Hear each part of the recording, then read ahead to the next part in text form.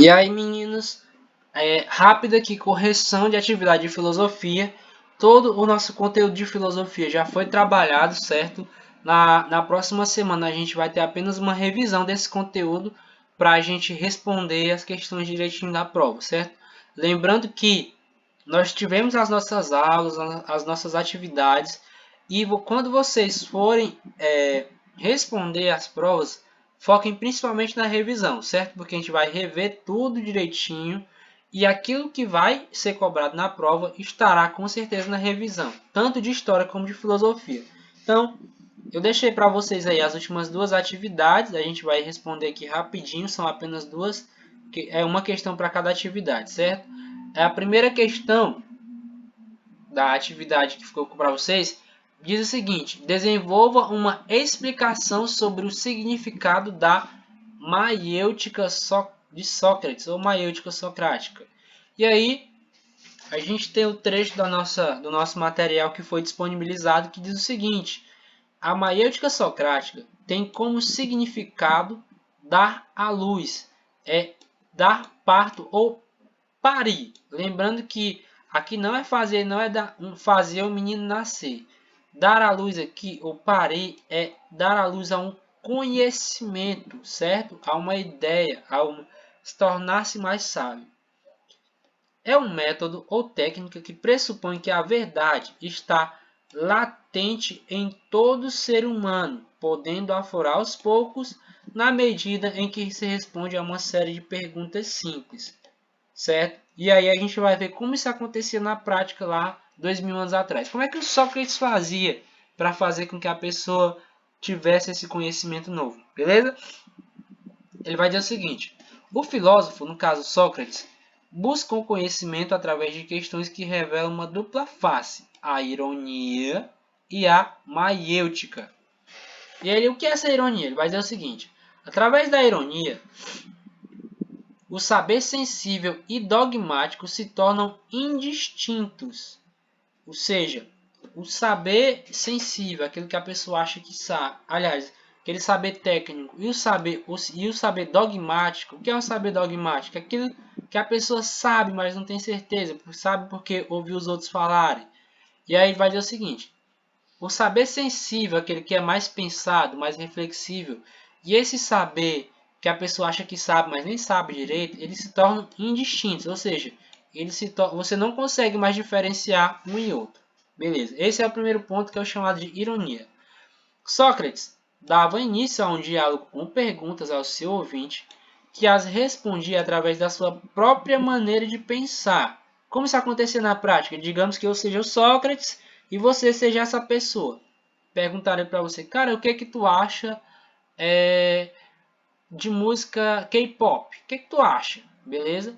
E aí, eu ouvi a sua opinião e aí o que ele dizia? Eu parecia aceitar a sua opinião. Parecia.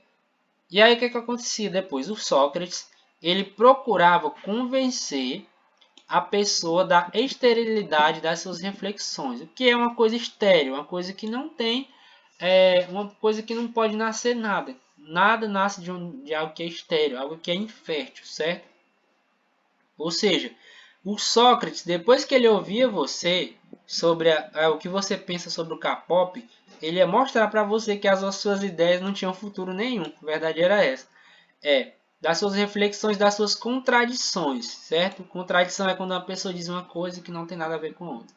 E aí, no final das contas, a pessoa terminava admitindo que estava equivocada, certo? Por intermédio da maiêutica, ele mergulha no conhecimento ainda superficial na etapa anterior, sem atingir, porém, um saber absoluto, certo? Ele utiliza esse termo justamente porque se refere ao ato da parteira, que era a profissão da mãe dele, que traz uma vida à luz, certo? Assim ele vê também a verdade como algo que é parido, por isso que ele chama de maiúsculo. Seu senso de humor costumava desorientar seus ouvintes, que na conclusão do debate acabavam admitindo seu desconhecimento. Deste diálogo nascia um novo conhecimento. O que ele está querendo dizer aqui com isso? Que o indivíduo ele era perguntado sobre um assunto, eu perguntava para você, cara, o que tu acha do K-pop? E aí, o que tu acha de mangá? E aí tu dava a tua opinião e tudo. Aí depois que que tu dava opinião, eu ficava te ouvindo. E aí eu começava a te fazer perguntas e tudo. E no final das contas eu te mostrava que na verdade tu não sabia nada sobre o assunto. Ou então tu sabia apenas coisas básicas. Depois disso que tu chega nesse ponto que tu fica consciente que tu não sabe de nada, tu chega nesse ponto aqui, que é o ponto da sabedoria. Ou seja, ser sábio é estar consciente da própria ignorância, beleza? Então, resposta da questão, depois de tanto enrolar, uma resposta prática aqui. Trata-se de uma técnica, no caso a maêutica, trata-se de uma técnica através da qual o filósofo Sócrates buscava fazer com que o indivíduo encontrasse a verdade. Opa, errei aqui, foi mal. Encontrasse a verdade dentro de si mesmo. Inicialmente, Sócrates buscava desfazer as impressões erradas que o outro tinha sobre a verdade. Depois que o indivíduo ficava consciente da própria ignorância, nascia um novo conhecimento que para Sócrates era a sabedoria. Ou seja, o indivíduo se tornava sábio depois que percebia que não sabia de nada, beleza? Essa é a resposta aí pra gente. Questão 2, que é a segunda da última atividade que a gente passou de filosofia. Qual é o ponto de discordância entre Sócrates e esses cidadãos aqui, os sofistas? Vamos lá. A contradição ao conceito de dialética, que eu já expliquei para vocês, e maêutica, determinado pelo filósofo Sócrates, os sofistas, aliás, em contradição, a contraposição, aliás, vamos devagarzinho aqui de novo.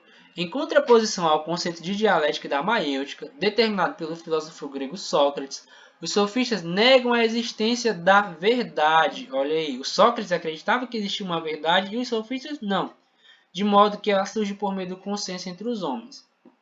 O Sócrates acreditava que a verdade era justamente quando a gente chegava num ponto de concordância que o conceito, a verdade, servia para todo mundo. Os sofistas não acreditavam nisso.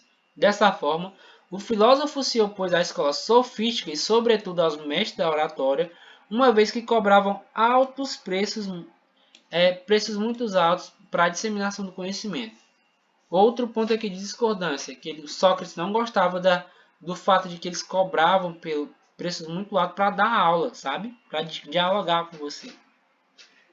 Em outras palavras, se o sofista acredita nas coisas de forma particular, de modo que cada indivíduo tem a sua visão, eles refutam para ganhar o debate verbal, enquanto Sócrates, que parte do pressuposto da existência do conceito absoluto de cada coisa, refuta para assim purificar a alma da sua ignorância. Ou seja, essa galera, os sofistas, eles acreditavam que não existia uma verdade absoluta, certo?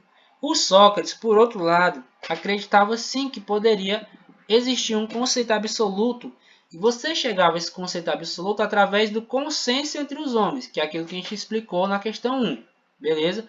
Os sofistas não acreditavam nisso. E aí qual seria uma boa resposta para essa questão, digamos assim?